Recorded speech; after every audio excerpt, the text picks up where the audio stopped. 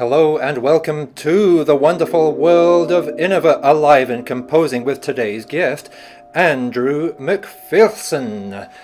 Can you please state your name for the record, Andrew McPherson? Yes, hi, I'm Andrew McPherson. I'm a composer based in London, formerly in Philadelphia. And McPherson sounds like a good Scottish name. Did you just take the long route down from the A1? Yeah, maybe so, or maybe the route 150 years removed or something, have Scottish ancestors but have lived in the States for many years. Yeah. Well, good for you, and you'll just have to live with my accent, which is from Cambridge and then ended up in St. Paul. But anyway, that's completely irrelevant to the opening question, which is always, do you have a pet? Do you have a household animal? Do you have a lifestyle that allows you to have a pet? Yeah, haven't had a pet for many years. It's we tried having basil plants once, and they didn't live long enough. I think that was probably a warning about getting animals. So no pets. Does this mean that you are constantly on the road installing strange contraptions on pianos, or you just don't have the empathy for living creatures? Yeah, probably the former. Yeah, I certainly have the empathy. It's the competence that's in question, and no, I'm often on the road, often setting up strange, bizarre technological contraptions or doing other things. Let's talk about those other things very briefly as we get to the real Andrew behind the facade here. What do you do to spoil yourself? What do I do to spoil myself? Yeah, is it like 10-year malts? Do you make hats? What's a kind of good hobby for you that has nothing to do with music, apparently? Yeah, I don't know. I mean, right now my speed is about the espresso machine that takes a little capsules and it takes about 5 seconds to make a coffee. This is about the amount of effort that seems right at the moment. So. Okay, Yeah. but that also seems to tie in nicely with your interest in the combination of art and technology, because those little espresso machines are really kind of ingenious in their way. And you're sitting or standing in front of another ingenious invention of yours that we'll get to in a minute. So the combination of art and technology seems to be where you reside. Yeah, it seems to be, it's an area that I think has really been a lot of fun to explore recently. So, I mean, I kind of for many years did the two of them sort of in parallel, not intersecting.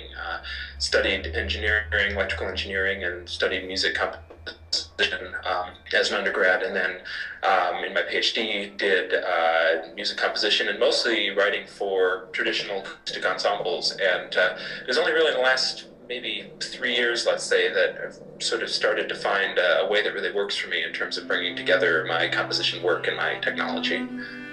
And why did that take so long? I mean, I imagine you at kindergarten playing with toys and getting sounds out of them, and now they're finally coming together. Did you have any inklings in retrospect? It's hard to say. I mean, I kind of always felt like it would happen at some point, but it just didn't work for me at the time. It was kind of a funny thing, maybe back in 2005, 2006, I was thinking, well, I certainly have an interest in electronics, but when it comes to writing the next piece of music, I'd much rather write a string quartet than write anything with electroacoustics involved.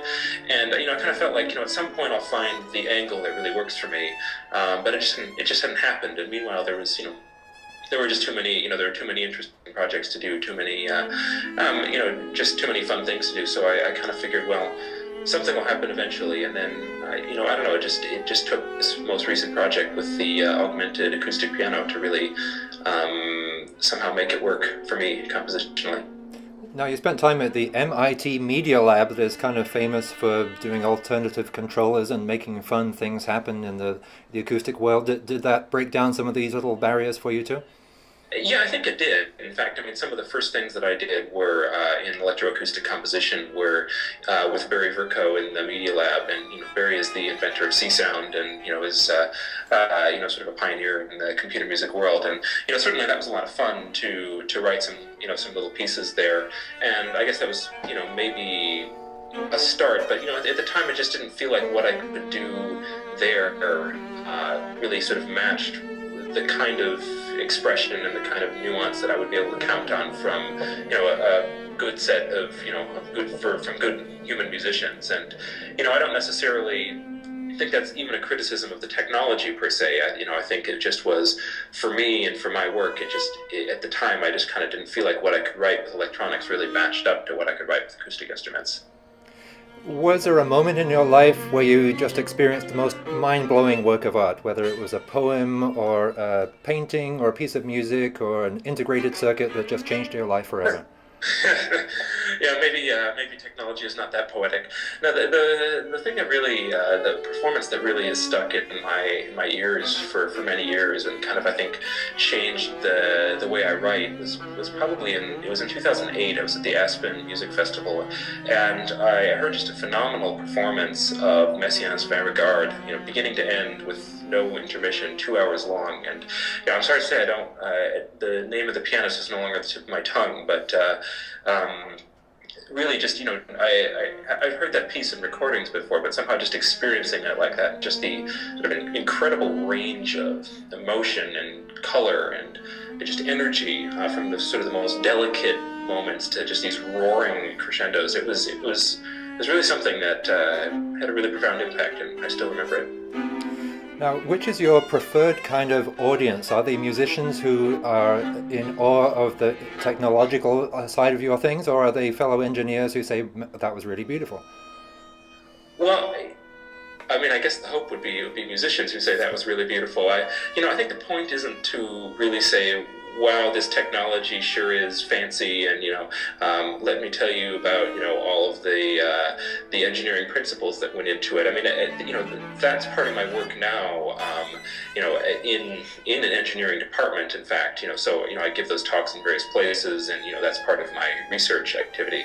But when it comes to making music, I think that the point is, hopefully anyway, to forget about the means by which it's made, to forget that there's some big complicated set of circuits sitting inside the piano, and just sort of hear the sounds, and hopefully find them nice.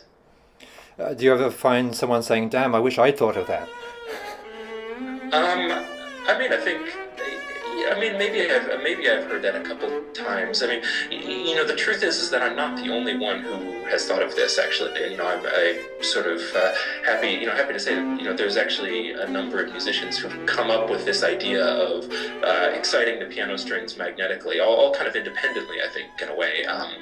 There's a composer named Per Bloland who has something he calls the electromagnetically prepared piano, which turns out that the two of us came up with a very similar idea, kind of maybe a couple years apart, and maybe applied it in different ways. But I think maybe it's it's a sound world that I think a lot of composers are interested in exploring. So yeah, and I'll just add the footnote that Per Bloland from Stanford is a fellow innova artist. So thanks for the plug there. Yeah. So tell us about this magnetic resonator piano. Is it like having 88 people with EBOs all hovering nearby at your command? I suppose it's a little bit like that, yeah. It takes off the EBO thing, but considerably, I think, louder and a bit more flexible. Let me see if I can show you on this video screen without dropping this connection. So I'm sitting in front of the instrument now. In fact, we just got this piano here at Queen Mary University, London, and inside of the instrument, we've got a collection of electromagnets, and the role of these guys is to make the strings vibrate without anything ever having touched them. So, in other words, even if the hammer doesn't strike the string could be set in motion. And so it's kind of a way of making the piano be able to play infinite sustain, crescendos from silence, harmonics, new timbres, pitch bends. I can try to make a few noises here, but I don't know if it's going to come over the Skype link very well. Is that worth it? Yeah, give it a go. Yeah, let's see. So.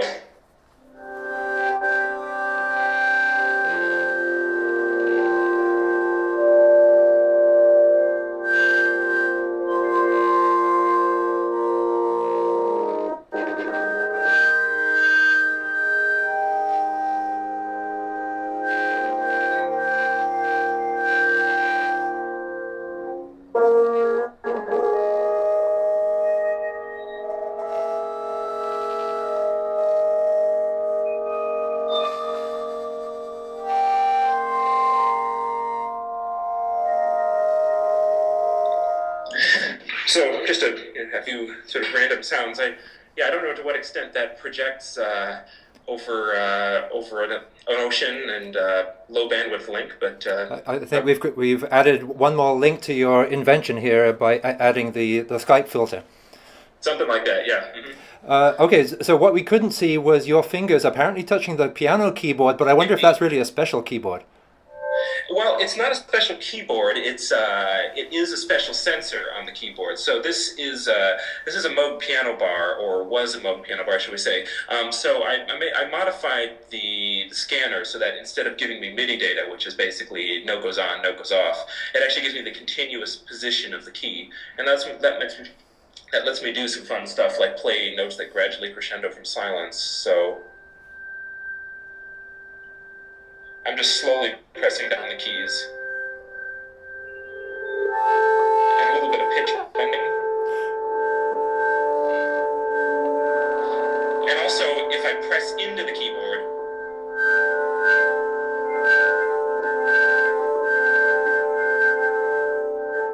so you get some vibrato and timbre effects too. So it's actually all played from the keyboard of the instrument. That's really important to me because I'm not necessarily interested in replacing the human performer. I think the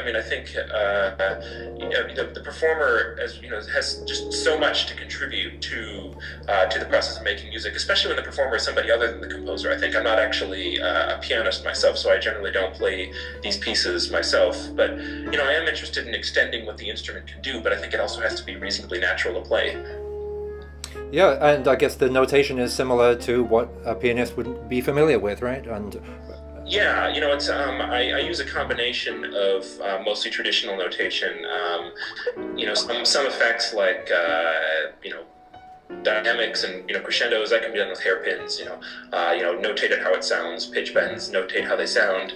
There's other sort of unusual effects that maybe I notate how they're played, like pressing into the keys or doing little vibrato gestures on the keys, that kind of thing. It just depends, and I think it's different, and it's different for different pieces too. And it's also different for my work and also the work of some of the other composers that I have collaborated with on this instrument.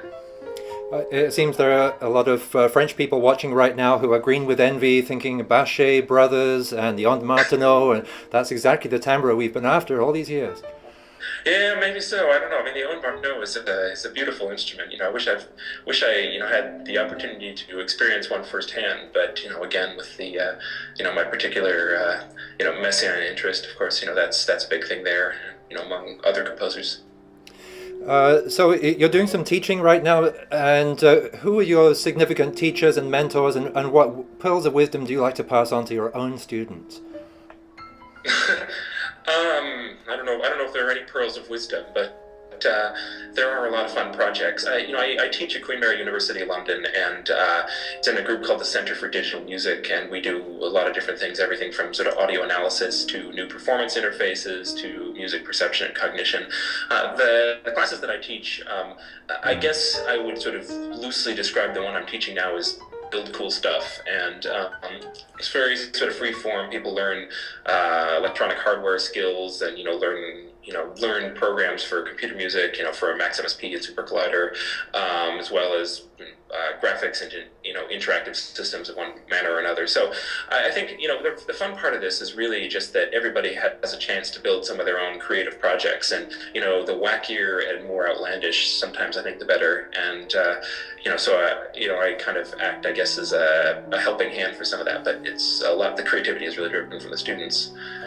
And it seems that there's also a history of composers such as Harry Partch and Lou Harrison who consider the building of the instrument itself as a creative act or as part of the composition. And yeah, absolutely. I think the making is as much an art as it is a science. Probably really more of an art than a science. And a lot of musicians, will see the instrument as sort of an integral part of the piece. Now, I'm not sure if that's the model that I follow here. I kind of like the idea that the instrument is the instrument, and you could do anything you'd like on it. But then I also read a piece that specifies a particular musical result to achieve, but that the instrument is also sort of flexible enough and generic enough that some other composer can come along and say, hey, what if I did this instead? And it wouldn't sound anything like my music, but they would still find it useful. So I think that's the goal. Now tell us briefly about your wonderful, incredible Innova CD, The Secrets of, is it Antikythera or Antikythera? I mean, that's at least the anglicized pronunciation. I don't know how it would be said in the ancient Greek, but yeah, I'm really excited to be releasing this CD on Innova, and it has three pieces. From a couple of years ago. The title comes from the largest piece on the album, Secrets of Antikythera, which is a 35-minute, 9-movement piece for Magnetic Resonator Piano. And it's this actually started out as my dissertation at UPenn a few years ago, but it's a large piece, I guess, inspired by this sort of historical object called the Antikythera mechanism. This is just a really fascinating story that maybe about 100 years ago, and I'll probably get the details wrong here, but 100 years ago, some divers recovered this sort of this nondescript sort of corroded old object in an ancient shipwreck off the Greek island of Antikythera. And for several decades, nobody really knew what it was, so it sat on a shelf in some museum somewhere. And finally, people discovered that it was this just incredibly sophisticated mechanical device for plotting position of celestial bodies, and it was nobody really thought that technology existed until 500 years later. It's just interesting story. So my inspiration, I guess, was thinking about not really the technology per se, but whoever this inventor or whoever this mathematician might have been behind the technology. Who was it who created this thing, and kind of what was their what might their life have been like, and what would it mean for this thing to sort of come to fruition and then be lost in the ages, discovered many years later. And I realize, kind of retrospectively in telling that story, that it sounds sort of like I'm trying to draw a parallel between the device and this piano, and I think that's really not the point. I'm certainly not trying to elevate what I'm doing here to the level of that incredible historical innovation. I just found it to be a very inspiring story. So that's the biggest piece on the CD, and then I've got another piece, D'Amore, which also uses this instrument in a very different context. So D'Amore is a piece for viola, where the viola's sound basically sympathetically rings the strings inside the piano. So there's some pitch tracking going on, and what happens is what the viola plays, there's this sort of harmonic cloud that unfolds behind the player, but it has sort of this sort of acoustic warmth to it that you wouldn't really get just from electronic processing. And it's not anything, it's sort of selected. So it's almost so that the title comes after the Baroque viola d'amore, which had sympathetic vibrating strings sort of inside the bridge, as well as the ones that the performer would bow. And so this is kind of using the piano as a very large set of sympathetic resonators. And and then the third piece is a solo violin piece, without electronics of any sorts, a piece called Kinematic, and just kind of just a high energy, fun, very kinetically driven piece, I guess. And I guess the inspiration for that is just that playing the violin just involves a lot of physical movement. I mean, just the bow especially. There's just there's so much physical energy that goes into it, and the violin, I think, more almost than any other instrument I can think of, just involves such fast, rapid motion to play, and I was just trying to capture some of that with a piece that's sort of a little bit of a perpetual motion, something that doesn't really stop. Well, it's an incredibly beautiful CD, and we're enjoying listening to it and sharing it with the world, so thanks a lot for talking with us today, Andrew. Very much, yeah, appreciate it.